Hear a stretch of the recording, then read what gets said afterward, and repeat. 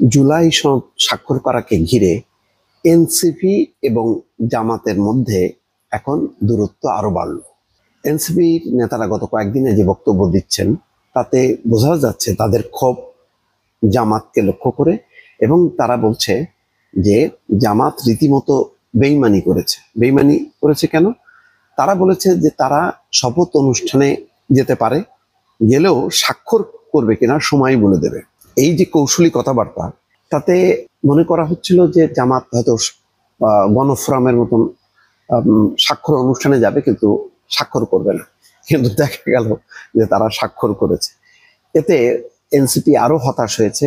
ফলে এনসিপি জামাতকে নিয়ে যে ভাবছিল যে নির্বাচনী জোট করা যায় কিনা, সেই জায়গা থেকে আরো হোঁচট খেয়েছে, এবং সেই কারণে এই যে বেইমানি করার কথা বলছে, প্রতারণা করার কথা বলছে, এটা বিএনপির অবস্থানটা ছিল পরিষ্কার, তারা স্বাক্ষর করবে। এ ব্যাপারে তাদের কোনো দ্বিধাদ্বন্দ্ব ছিল না, এবং সবাই জানতো যদি কেউ স্বাক্ষর না করে বিএনপি করবে। এবং বিএনপি তো করেছে করেছে, জামাতের কারণে বাকি যত ইসলামপন্থী যত রাজনৈতিক দলগুলো ছিল সবাই করেছে। ফলে দেখা গেল বাড়তে বাড়তে সেটা 25টা-30টা রাজনৈতিক দলের মধ্যে 25টাই করছে। এত বড় এইরকম বিপুল বেগে স্বাক্ষর করাটা, এটা এনসিপির জন্য একেবারে রীতিমতো বজ্রাঘাত হয়েছে। তারা ভাবতে পারেনি যে এত বড় বিপর্যয় হবে। তারা মনে করছে যে তাদের সমর্থনে হয়তো অনেক রাজনৈতিক দল করবে না। আবার যে রাজনৈতিক দলগুলো করেনি, গণফোরাম সহ 4টি বাম রাজনৈতিক দল, তারা আবার ভিন্ন সূত্রে, সেটা হচ্ছে স্বাধীনতার যে ঘোষণাপত্র যুক্ত না থাকার কারণে। তো সেই দাবিটাও আবার মানে পূরণ করেছে সংশোধনীর মাধ্যমে। তো মোটামুটি বোঝা যাচ্ছে যে এখন জুলাই সনদে এনসিপি স্বাক্ষর করাকে ঘিরে এনসিপি একেবারে একঘরে, অর্থাৎ তাদের পাশে আর কেউ নেই। এমনকি ওই যে গণফোরাম সহ যারা স্বাক্ষর করেনি, তারা এনসিপির সেন্টিমেন্টের কারণে তারা স্বাক্ষর করেনি বিষয়টা তা না, বা এনসিপির সাথে তাদের একটা ভালো সংযোগ হয়েছে, তারা মিলে করছে না তা না। এনসিপির ইস্যুটা আলাদা, যে তাদের আইনি ভিত্তি দিতে হবে, আর বা বাম যে রাজনৈতিক দলগুলো গণফ্রন্ট সহ তাদের হচ্ছে স্বাধীনতার সনদ।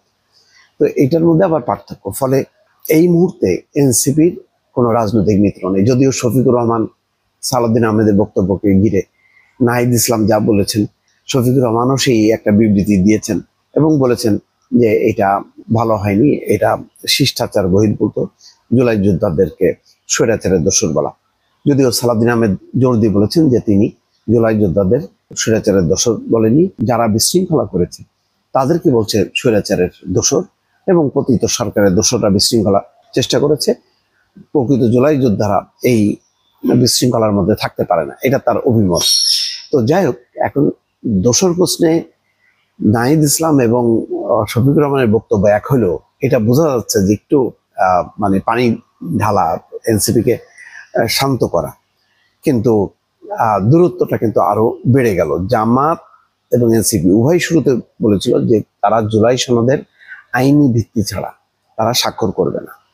শুক্রবার সনদ স্বাক্ষরের আগের দিন বৃহস্পতিবার এনসিপি সংবাদ সম্মেলন করে তাদের অবস্থান আনুষ্ঠানিকভাবে জানায় দেয়। সেদিনও জামাত বলেছে তারা স্বাক্ষর অনুষ্ঠানে যাবে, কিন্তু সনদে স্বাক্ষর করবে কিনা সেটা সময় বলে দেবে। কিন্তু শুক্রবার বিকেলে দেখা গেল জামাতের নেতারা অংশ নিয়েছেন এবং স্বাক্ষর করলেন। নাম প্রকাশে অনিচ্ছুক এনসিপির একাধিক নেতা জামাতের এই পদক্ষেপকে বেআইনি বলে অভিহিত করছেন। এটা হচ্ছে আজকের পত্রিকার এটা রিপোর্ট, এই যে দর্শক। তো এটার যৌক্তিকতা এরপরেই দেখা যায়, পরের দিনই শনিবারে নাহিদ ইসলাম আবারও সংবাদ সম্মেলন করে বলেছে যে যারা এই স্বাক্ষর করেছে এটা গণপ্রতারণা এবং বেঈমানি হিসেবেই তারা এটা মনে করছে, এবং বোঝা যাচ্ছে যে জামাতের এই অবস্থানকে তারা খুবই চাতুর্যপূর্ণ মনে করছে, এবং তাদের সাথে যে কমিটমেন্ট, সেই কমিটমেন্টের একদম বৃদ্ধাঙ্গুলি তারা প্রদর্শন করছে। ফলে এতে এনসিপি রাজনৈতিকভাবে সাংঘাতিক রকম বেকায়দায় পড়েছে, আর জামাতের উপরে যে বিশ্বাস রাখা যায় না এইটা তারা বুঝতে পারছে।